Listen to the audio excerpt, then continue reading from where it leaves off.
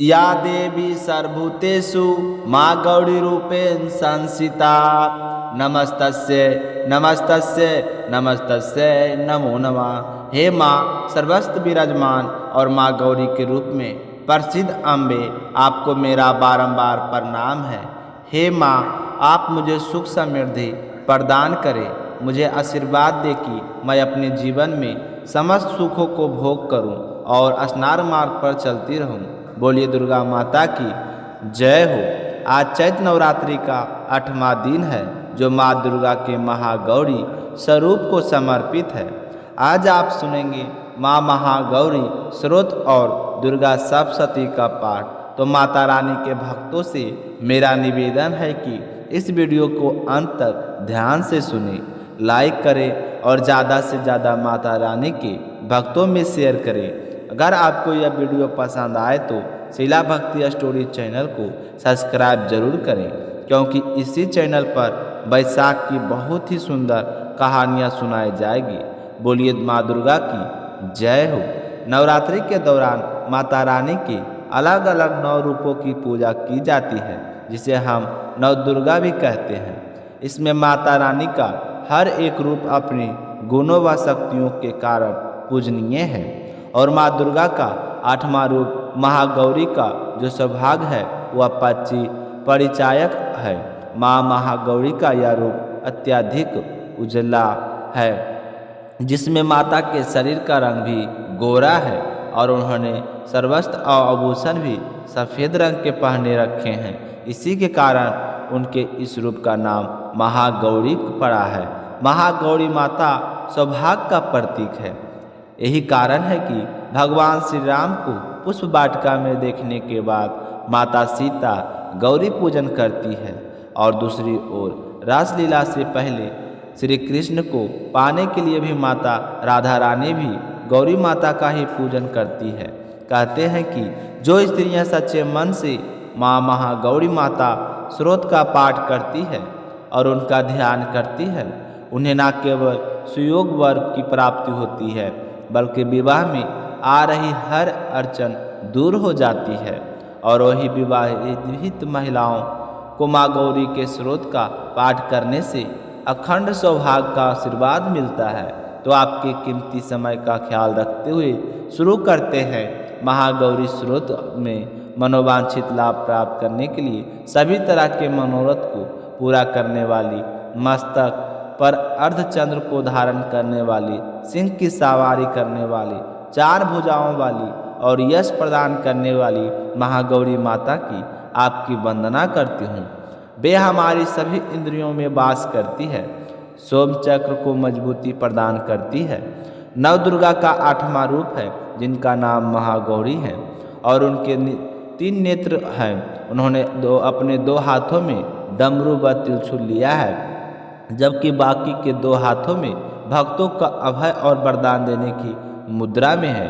माता महागौरी पीले रंग के वस्त्र धारण करती है, और उनके मुख पर स्नेह और भाव और उन्हें नाना प्रकार के आभूषणों से अपना अलंकार किया हुआ है। उन्होंने अपने शरीर पर मजीर हार, क्यूर, किंकनी व रत्नों से जित कुंडल धारण किए हुए हैं। उन्हीं माता को मैं नमस्कार करती हूँ। मैं प्रसन्न मन से 7 महागौरी देवी की आराधना करते हैं। उनका स्वरूप बहुत ही सुंदर, कमनीय, रमणीय व वैभव युक्त है। तीनों लोकों में उनकी पूजा की जाती है। हे माता रानी, मैं आपकी वंदना करता हूँ। महागौरी माता हमारे सभी तरह के संकटों को दूर कर देती है। वे हमें धन एवं ऐश्वर्य प्रदान करती है। माता महागौरी की कृपा से ही हमें ज्ञान की प्राप्ति होती है। चारों वेद भी उनकी महिमा का वर्णन करते हैं। मैं महागौरी माता को प्रणाम करता हूँ। माता महागौरी हमें सुख व शांति प्रदान करना, उन्हीं के द्वारा ही हमारे घर में धन संपदा आती है और हम धनवान बनते हैं। उन्हें डमरू तथा वाद्य यंत्र बहुत ही अच्छे लगते हैं। मैं महागौरी देवी को नमस्कार करता हूँ। तीनों लोगों के मंगल कार्य महागौरी माता की कृपा से ही संभव हो पाते हैं। वे माता तीनों लोगों के ताप को हर लेती है और सभी उन्हें प्रणाम करते हैं। वे ही इस सृष्टि के प्राणियों को वरदान देकर उनका उद्धार करती है। मैं माता महागौरी को नमन करता हूँ। मैं माता रानी को वंदना करता हूँ। अब सुनेंगे श्री दुर्गा सप्तशती का दवा और 11वां अध्याय गुमशुदा की तलाश में हर प्रकार की कामना एवं पुत्र आदि सुख के लिए सुना जाता है। 11वां अध्याय का पाठ व्यापार में लाभ और सुख संपत्ति की प्राप्ति के लिए किया जाता है, तो श्रद्धा भाव से सुनते रहिए। बोलिए दुर्गा माता की जय हो। इसके पश्चात स्वर्ग में देवता और पृथ्वी पर मनुष्य मेरी स्तुति करते हुए मुझे रख दिखा कहेंगे।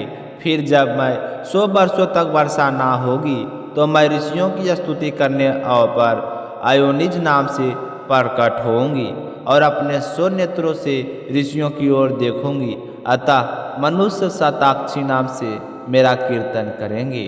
उसी समय मैं अपने शरीर से उत्पन्न हुए प्राणों की रक्षा करने वाले शाकों द्वारा सब प्राणियों का पालन करूंगी और तब इस पृथ्वी पर शाकांबरी के नाम से विख्यात हो जाऊंगी और इस अवतार में मैं दुर्गा नामक महासुर का वध करूंगी और इससे मैं दुर्गा देवी के नाम से प्रसिद्ध हो जाऊंगी। इसके पश्चात जब मैं भयानक रूप धारण करके हिमालय निवासी ऋषियों महर्षियों की रक्षा करूंगी, तब मैं भीमा देवी के नाम से विख्यात हो जाऊंगी।